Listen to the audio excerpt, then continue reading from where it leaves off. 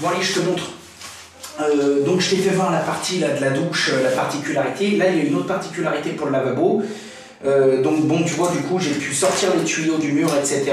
Comme ça, là, après je couperai, je souderai, etc. Là je mettrai un manchon, je sortirai. Ici, donc je vais fermer ma cloison et après il va venir un meuble. Ce meuble il va être suspendu. Donc qui dit meuble suspendu dit qu'il y a un petit peu de poids.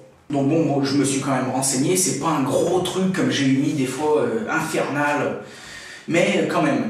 Donc, je vais te montrer 2-3 particularités qu'il faut que tu fasses attention. Première particularité, tu remarqueras que j'ai doublé les rails. J'ai doublé les rails pour 2 raisons.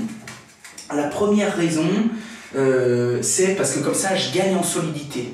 Je gagne en résistance. Je suis plus... ça se tient mieux.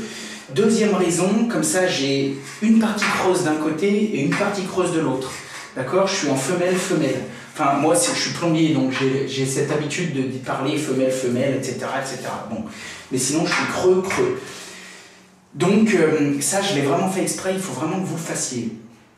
Deuxième particularité, il faut savoir que 80-90% des meubles du marché, de la fixation des meubles du marché se situe entre, on va dire, 55 et 80, d'accord, du sol.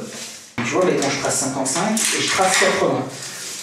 Donc je sais que les fixations de mon meuble vont être dans cette zone. Donc il faut que je renforce dans cette zone. Je te montre des choses. Ce que je te dis, je n'ai pas la science infuse ni rien. Je te montre pas pile poil la meilleure méthode. Je te montre une façon parmi tant d'autres de le faire. Après, t'es pas bête.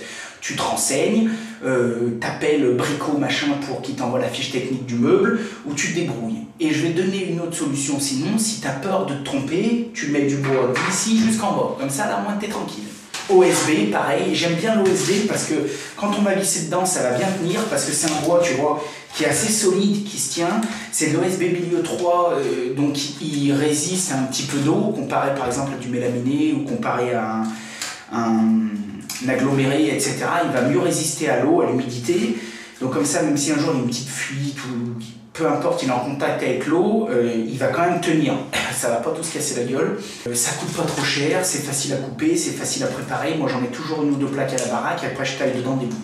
Donc tu vois, j'en ai déjà rentré un. Et le mieux, tu vois, ce que je tenais aussi à t'expliquer, c'est que tu as vu, regarde, après tu peux être baisé. Donc c'est pour ça que mes rails où il va y avoir mon bois, je les fixe jamais. Et ça, tu vois, je peux vraiment les bouger, etc. Rentrer mon bois, et après, une fois que même mon bois sera fixé, je pourrai visser mes rails. Une dernière particularité, c'est ça. Alors c'est pour ça, j'y ai fait partout celui-ci, parce que je voulais te montrer. En fait, le montant que tu mets, tu vois, il a un renfort. Ce qui lui donne sa rigidité, c'est que tu vois, sur le côté, il a aussi une ailette qui vient, et donc ça lui donne une rigidité. Le problème, c'est que, tu vois, cette ailette, elle est décalée de entre 3 et 5 mm, on va dire, par rapport à l'intérieur du montant. Et quand tu vas mettre ton panneau d'OSB et que tu vas le visser, ça va venir tordre ça. Et donc ton rail, ça va le tordre, ça va être pas terrible. Et quand tu vas mettre ton placo, ça risque de t'embêter, etc. Et puis bon, voilà, moi j'aime bien quand c'est bien. Donc je veux bien que mon bois, il plaque bien contre. Donc ce que je fais, tu vois, je te fais voir.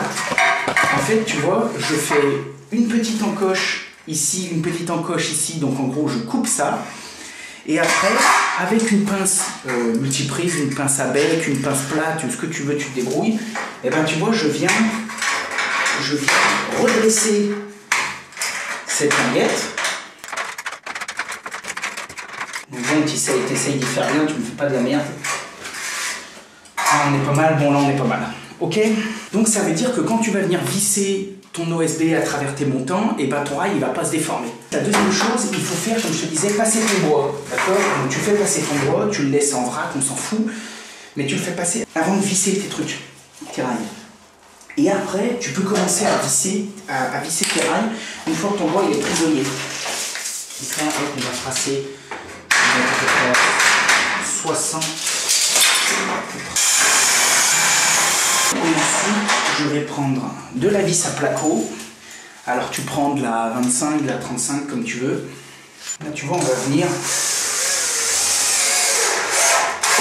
Voilà, on va venir prendre le bois. Et du fait que tu as vu, j'ai redressé le rail, mon rail il s'est pas tordu. Et là, après, quand je vais fixer mon meuble, et ben là, t'inquiète, là, j'aurai zéro souci.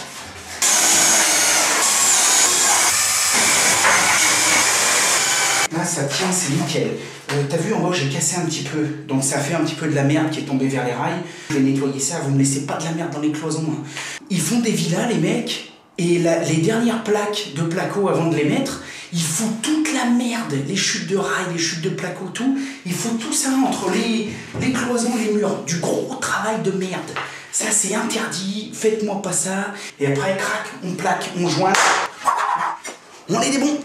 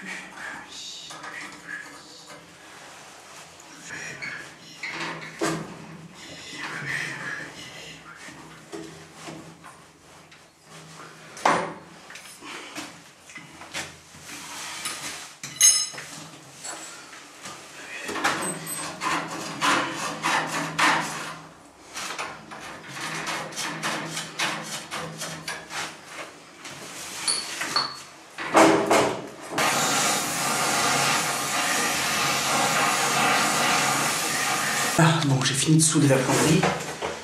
Tu m'en veux pas, je me manie un peu le cul parce que c'est bien beau de filmer, mais moi, il faut que le taf il se fasse.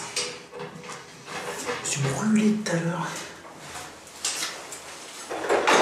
C'est le métier qui rentre. Allez hop. Tout préparé pour remettre l'eau.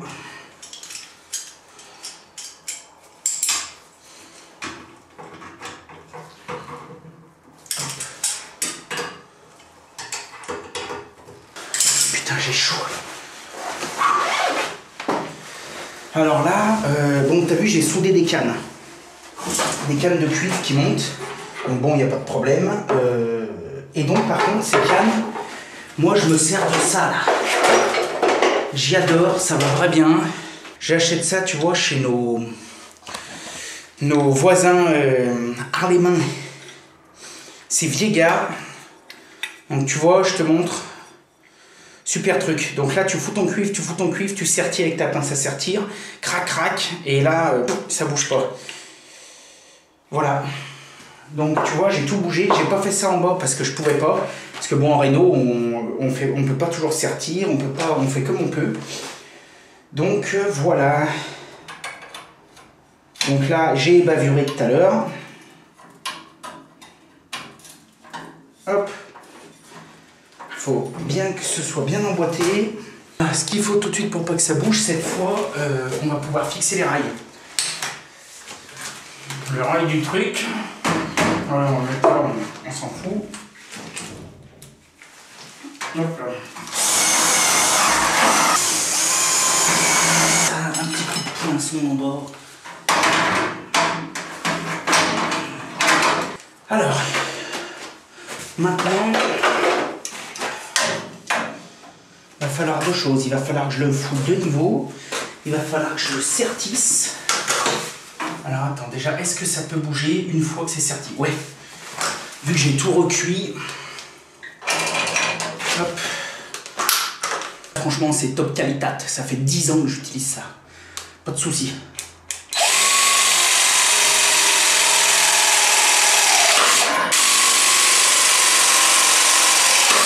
Hop. Ça c'est bon, ça c'est bon. Si t'as pas ça, c'est pas grave. Hein. On va pas chialer. Tu soudes. Et tu mets autre chose. Donc là, j'ai deux impératifs. Premier impératif, il faut que je sois à 46 à l'axe. Là, je l'avais tracé, 46 à l'axe, c'est bon, c'est bon. Et ensuite, il faut que je sois à peu près à 110. Ouais, c'est bon. 109, c'est bon. Même à 1 ou 2 cm près. Ça c'est bon, ça c'est bon. Voilà, hop, ouais, je vais mettre quand même une petite rondelle. Ça sera pas plus mal.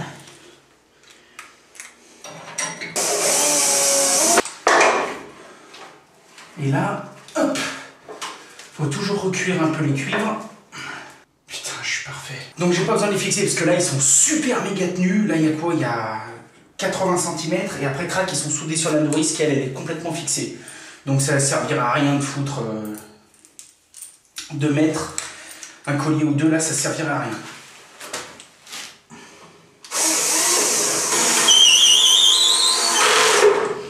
Là tu peux y aller mon coco.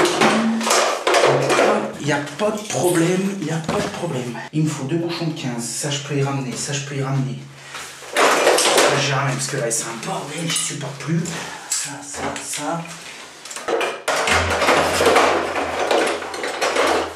Bon, tu me fais penser de ranger ce caisse à outils, c'est un vrai bordel.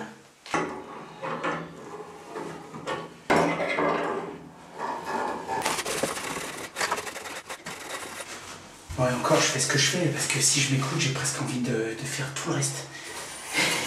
Mais bon, le cerveau, voilà, attends, ça c'est bon, ça c'est bon. Bon, j'ai remis l'eau. Là, pas de problème. Là.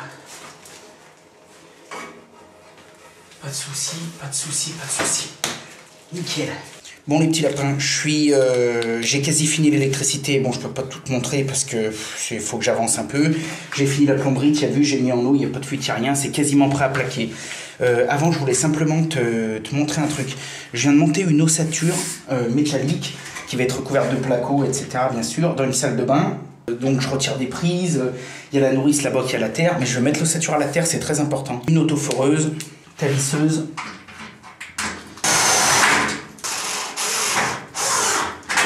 Là, tu vois, là, ça c'est du bon boulot. Tu vois? Sécurisé. Vu qu'après la structure entre elle et les conductrices, c'est bon, la structure elle est à la terre. Donc ça veut dire que si un jour, je touche du bois, il y a un petit problème, il y a un petit contact qui touche la structure, crac, ça coupera. Putain, j'ai essayé d'entrer la plaque entière, mais rénovation, salle de bain, couloir, pif paf pouf, ça rentre pas. J'ai de couper la plaque, enfin bref.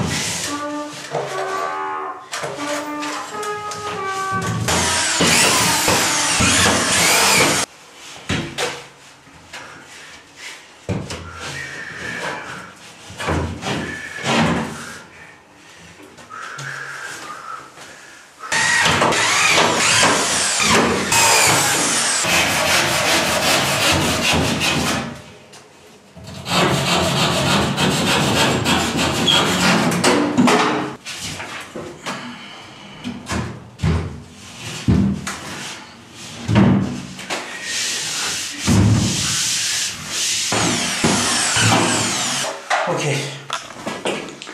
Bon là la cloison, elle est ok. Plus qu'à jointer. Bon là tu vois, je suis en train de tracer la demi-cloison là.